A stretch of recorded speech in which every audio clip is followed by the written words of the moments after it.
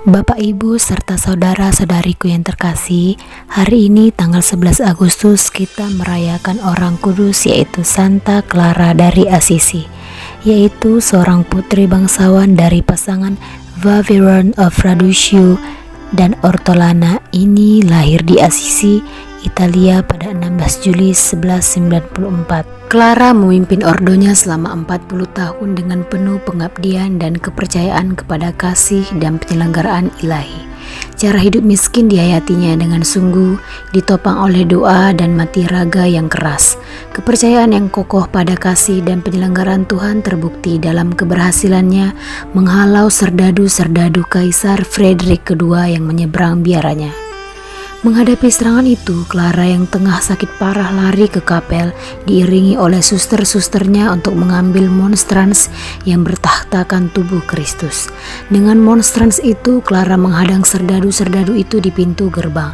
Sungguh ajaib, serdadu-serdadu itu mundur teratur dan para suster Claris itu selamat dari bahaya maut.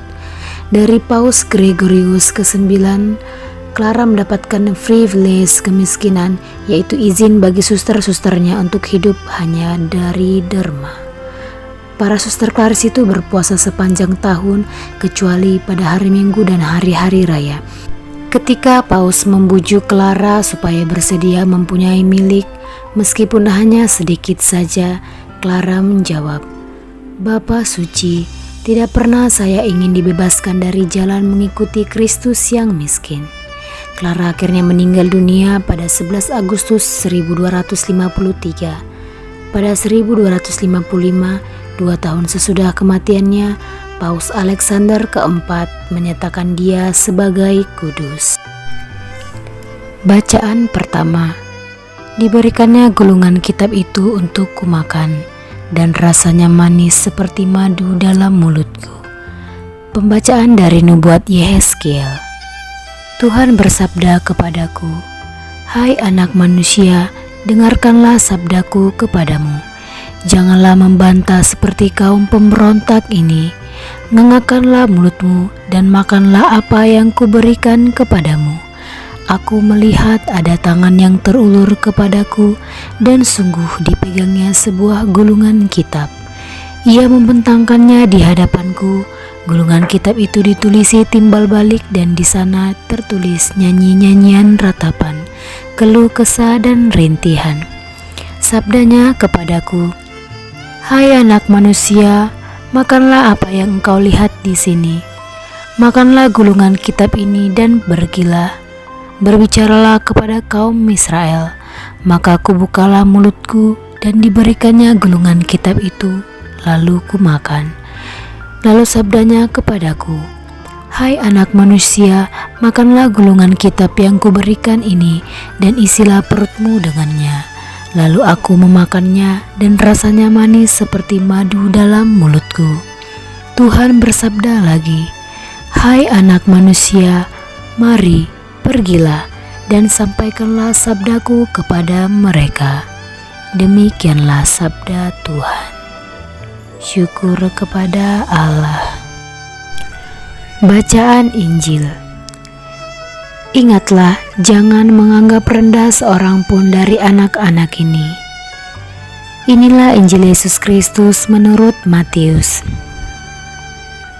Sekali peristiwa, datanglah murid-murid dan bertanya kepada Yesus, siapakah yang terbesar dalam kerajaan surga? Maka Yesus memanggil seorang anak kecil dan menempatkannya di tengah-tengah mereka, lalu berkata, Aku berkata kepadamu, sungguh, jika kalian tidak bertobat dan menjadi seperti anak kecil ini, kalian tidak akan masuk ke dalam kerajaan surga. Sedangkan barang siapa merendahkan diri dan menjadi seperti anak kecil ini, dialah yang terbesar dalam kerajaan surga. Dan barang siapa menyambut seorang anak seperti ini dalam namaku, ia menyambut aku. Ingatlah, jangan menganggap rendah seorang pun dari anak kecil ini, karena aku berkata kepadamu, malaikat-malaikat mereka di surga selalu memandang wajah Bapa-Ku yang di surga. Lalu Yesus bersabda lagi, Bagaimana pendapatmu? Jika seorang mempunyai 100 ekor domba dan seekor diantaranya sesat, tidakkah ia akan meninggalkan yang 99 ekor di pegunungan lalu pergi mencari yang sesat itu? Dan aku berkata kepadamu, sungguh, jika ia berhasil menemukannya, lebih besar kegembiraannya atas yang seekor itu daripada atas yang ke-99 ekor yang tidak sesat. Demikian juga Bapamu yang di surga tidak menghendaki seorang pun dari anak-anak ini hilang. Demikianlah Injil Tuhan. Terpujilah Kristus. Bapak, Ibu, serta saudara-saudariku yang terkasih, bacaan Injil yang baru saja kita dengarkan tadi mengkaitkan pada renungan kita pada hari ini, yaitu kesombongan sama dengan virus. Sedangkan barang siapa merendahkan diri dan menjadi seperti anak kecil ini, dialah yang terbesar dalam kerajaan surga. Salah satu hal yang sulit dikalahkan adalah menjaga kekonsistenan dalam sikap rendah hati. Kecenderungan merasa diri lebih baik atau lebih mampu dari orang lain bisa menjadi virus kesombongan yang akan sangat mudah mematikan rencana baik Tuhan bagi kita dalam hal apapun, relasi, pekerjaan, keluarga, bahkan pelayanan. Berikut adalah sharing dari seorang teman yang juga pemazmur. Ia sangat mumpuni dalam teknik bernyanyi. Namun saat hendak menunaikan tugas, ia tidak melakukan persiapan baik dalam berlatih maupun berdoa. Dalam pikirannya, ia menganggap sudah biasa tampil di altar. Secara teknik pun, ia pasti akan bisa melakukan dengan baik karena Tuhan sudah memberinya talenta di bidang itu.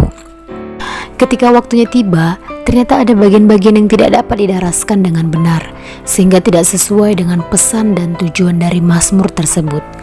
Hal ini menjadi teguran keras baginya sebab akibat dari sikap meremehkan tanggung jawab dari pelayanan sehingga berakhir merusak pelayanan itu sendiri.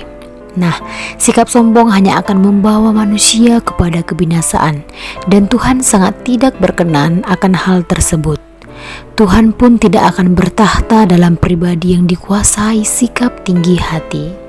Marilah terus bercermin dan mengingat bahwa segala sesuatu yang kita kerjakan tidaklah akan dapat terlaksana dengan baik tanpa seizin dan perkenaannya. Masih adakah kesombongan dalam diri saya? Salam damai Kristus. Semoga Tuhan memberkati kita. Amin. Lingkupiku dengan sayapmu,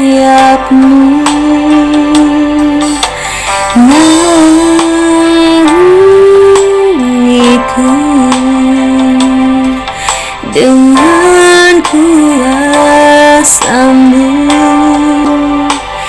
Di saat badai bergerak, ku akan terbang bersamamu. Bapa, Kau Raja atas masa, ku tenang